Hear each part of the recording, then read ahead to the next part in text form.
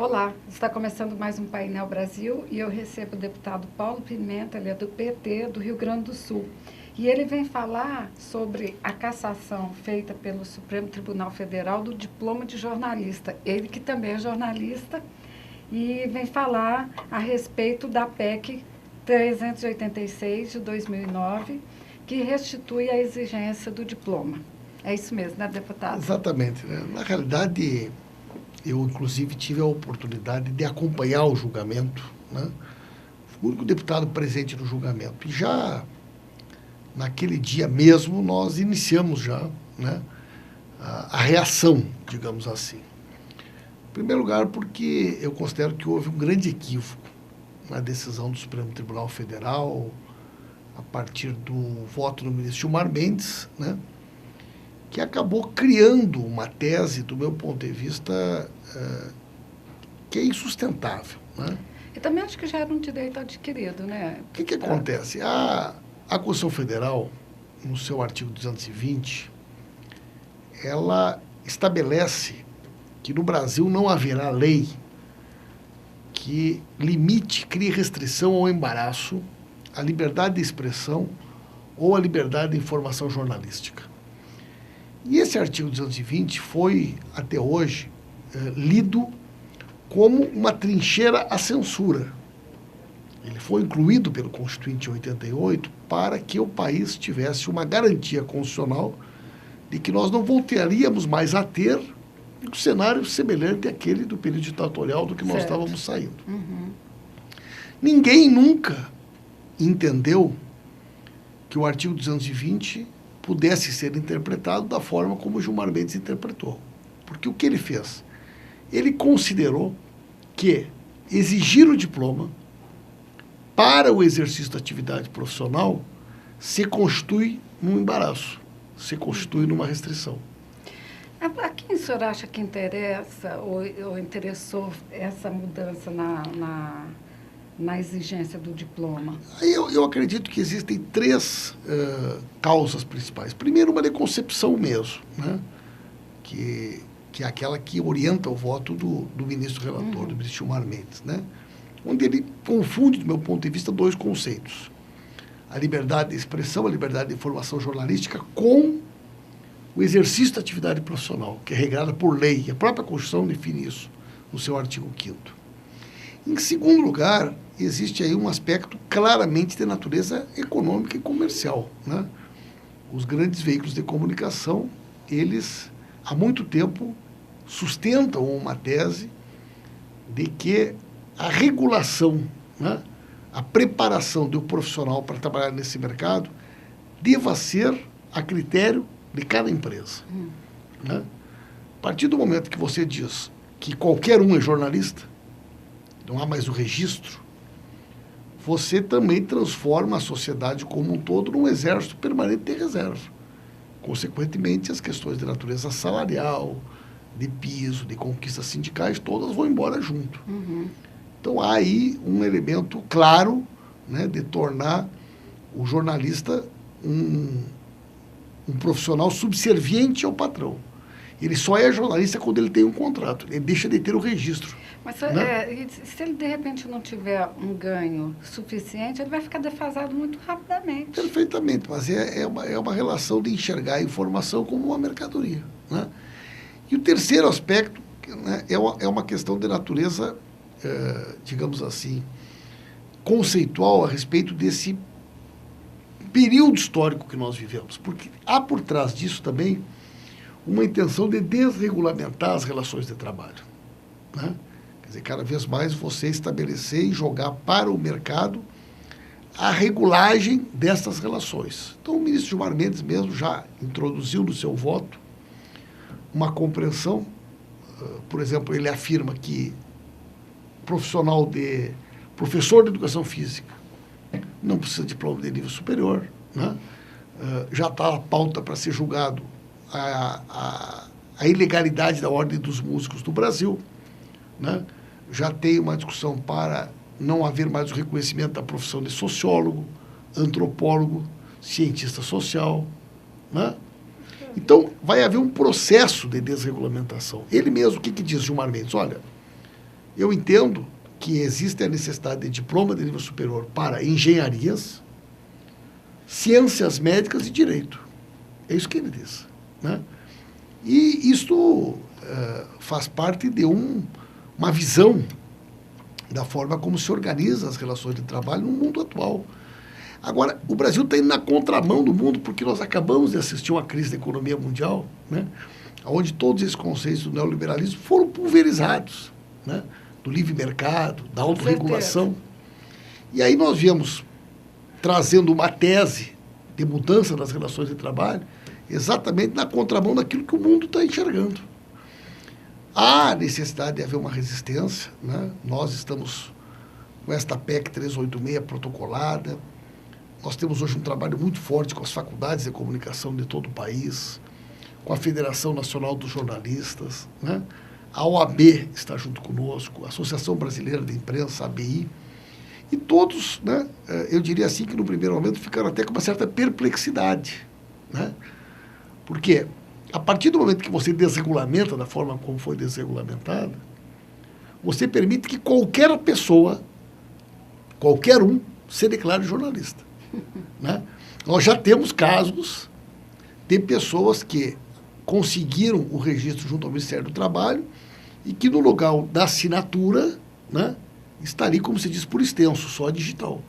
Pessoas que não assinam, né, e que já têm carteira de jornalista. Gente, que né? loucura, né?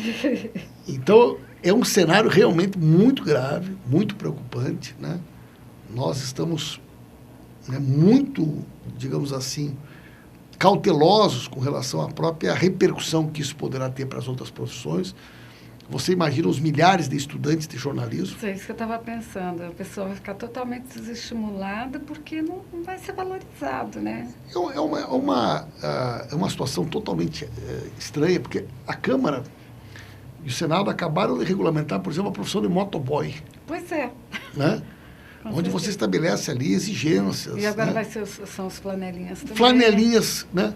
Você tem que apresentar certificado de bons antecedentes, você não pode ter isso, você não pode ter aquilo. Não, jornalista não. Né? Segundo o ministro Gilmar Mendes, digital, né? o jornalista, ele não é uma profissão que ela não pode ser regulamentada, porque pela tese apresentada, qualquer tentativa de regulamentação significa você restringir a liberdade de expressão, o que é uma loucura, né? Porque, na realidade, o jornalista, o profissional do jornalismo, ele não vai para dentro de uma redação expressar o que ele pensa. Isso tem o comentarista, né? Tem o cara que tem a coluna, que opina, né? Então, mas o jornalista, ele não é isso. Não, ele passa a informação pura e simples. Perfeitamente, ele faz uma mediação, né? Então, você imagina se cada jornalista tivesse, de fato, a possibilidade de fazer aquilo que diz o Gilmar Mendes, de ir para a redação ou para uma empresa de televisão, dizer o que ele pensa. Estou sendo tolhido na minha liberdade de expressão. Tanto isso é verdade que um dos exemplos que eles usaram foi como os ícones do exemplo deles é o Carlos Drummond de Andrade. Quando, na realidade, o Carlos Drummond de Andrade, né, sempre foi um grande escritor, um poeta, um cronista, né? Mas não um jornalista. Que até hoje é aberto àquelas pessoas mais de 50% das páginas, fonte mais de 50% das páginas dos jornais são ocupadas por espaços opinativos. Ali sim há o exercício da liberdade de expressão, quando você assina um artigo, quando você, né, faz uma coluna e assim por diante, né? Então, há um problema conceitual, uma preliminar equivocada do ponto de vista conceitual, e que, do nosso ponto de vista, precisa ser revista, e a PEC é exatamente o caminho. E qual a sua expectativa de passar essa PEC? Olha, a FENAGE fez uma pesquisa recentemente, 75% da população brasileira se manifestou favorável à obrigatoriedade do diploma, né? Há uma situação bastante positiva do ponto de vista da resposta da sociedade, né? Então, nós já conseguimos a garantia do presidente Michel Temer de que o assunto vai tramitar de uma maneira rápida. Já foi designado o deputado Maurício Rantz, de Pernambuco, para ser o relator.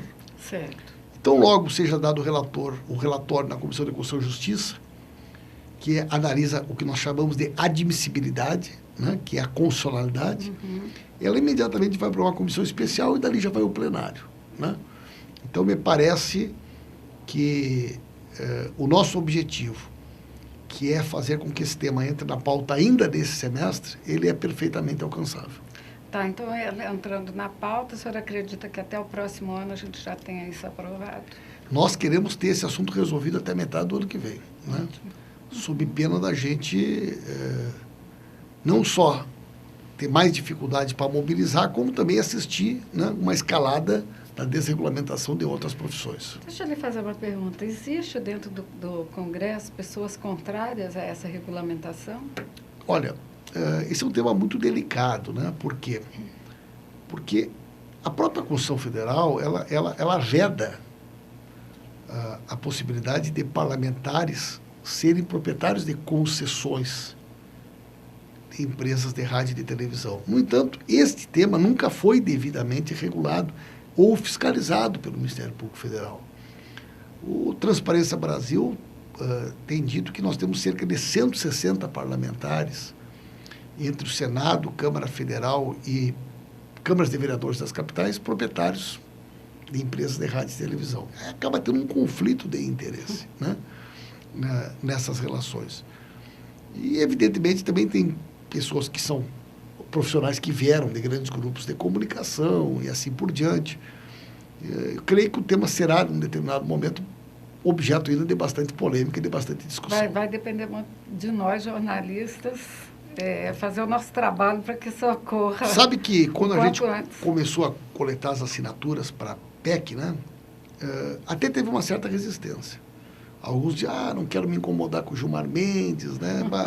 Bueno, nós tivemos uma ideia que foi interessante, que nós coletamos essas assinaturas online. Então, em tempo real, quem ia assinando ia aparecendo. E divulgamos para os estados, para as faculdades, e pedimos que cada estado controlasse os deputados do seu estado. Rapidamente, os próprios deputados começaram a nos procurar, pela cobrança. E mesmo depois de protocolada a PEC, alguns têm nos procurado e dizem, olha, bota meu nome aí que eu não aguento mais o pessoal me cobrando, por que eu não estou assinando a PEC? Então, acho que essa questão da gente poder ter, né, e eu quero destacar para vocês a importância da gente poder ter um espaço de diálogo sobre isso. Nenhum veículo de comunicação do país divulgou que no dia do julgamento ocorreria o julgamento. Que coisa, né? Esse sim foi o ato secreto, né? A matéria só teve interesse jornalístico depois de julgada. Ninguém foram pegos de surpresa. Exatamente. Nós fizemos uma audiência pública na Câmara de Vereadores, eu não quero ser injusto, mas eu enxerguei uma rádio cobrindo a audiência pública. Não me recordo de ter enxergado mais do que uma rádio. Ninguém achou que esse assunto tem interesse jornalístico, né? Um tema que tem tanta repercussão, que enfim, regula uma das relações mais complexas da sociedade moderna, que é esta relação entre o cidadão e a mídia, né? A informação, a forma como ela é traduzida, ela é mediada, mas a gente tem aí pela frente uma polêmica bem interessante, digamos assim, inclusive para ser enfrentada. Eu estou convencido de que resolver essa questão, ela é muito mais do que uma questão corporativa. Ela traz em si, nesse debate, né, uma discussão muito mais de fundo sobre as relações sociais e as relações de poder no país. Então, para terminarmos, como é que as pessoas poderiam entrar em contato com o senhor? Olha, em primeiro lugar, através da nossa página mesmo, né? Então, www.paulopimenta.com.br, né? O nosso e-mail também é dep.paulopimenta@câmara.gov.br. A gente trabalha com todas essas mídias sociais, né? Então, nós temos lá uma página no Orkut que trata só desse tema, né? Dos jornalistas, que pode ser acessado, paulopimenta.jornalista, né? Nós temos no Twitter, nós temos qualquer forma de poder chegar em nós, é bastante simples. Mas, se me permite, eu quero dar um último exemplo, né? Esses dias eu estava num debate e uma pessoa fez a seguinte pergunta. Nessa época que nós estamos discutindo aí a nova gripe, quem seria a melhor pessoa para fazer uma matéria sobre esse assunto? e alguém disse um médico. Né? Ele seria bom para ser entrevistado, né? E eu falei exatamente não. Mas como não um médico? Não, o médico, ele vai dizer o que ele pensa sobre a nova gripe. A melhor pessoa para fazer uma matéria sobre esse assunto é um jornalista. Ele porque é a fonte, ele vai ouvir, caso, né? O médico é a fonte. Porque ele vai ouvir esse médico, ele vai ouvir um médico que pensa diferente desse, ele vai ouvir uma terceira opinião, ele vai falar com os pacientes, ele vai analisar o que o governo tem divulgado, ele vai contextualizar do ponto de vista daquilo que está acontecendo no mundo. Esse é o papel de um jornalista. Claro. É permitir que uma informação seja contada a partir de diferentes prismas, diferentes pontos de vista, que permitem uma síntese que ainda por cima será traduzida de tal forma, redigida de tal forma, que permita a quem recebe essa informação formar o seu ponto de vista. Porque vem uma linguagem bem desburocratizada, né? Então, por isso que eu quero, né, explicar que o jornalista sempre ele vai ser a melhor pessoa para traduzir uma determinada questão, um determinado fato, numa linguagem tecnicamente, né, apurada, da qual ele se preparou, ele desenvolveu conceitos, a preocupação com o contraditório, né, com a ética, e ao mesmo tempo numa linguagem que permita às pessoas compreender não uma visão, mas um conjunto de opiniões sobre o mesmo tema que permita de maneira crítica, né, exercer a sua cidadania e ao mesmo tempo fazer com que esta relação seja complementada com o leitor, né, o telespectador, o ouvinte, fechando esse sistema, né, recebendo essa informação e concluindo aquela que é a sua opinião. Você tirar isso da sociedade é realmente uma violência com a qual nós não podemos concordar. Com certeza. Bom, agradeço a sua presença, deputado Paulo Pimenta, e pela forma como o senhor colocou, bem interessante.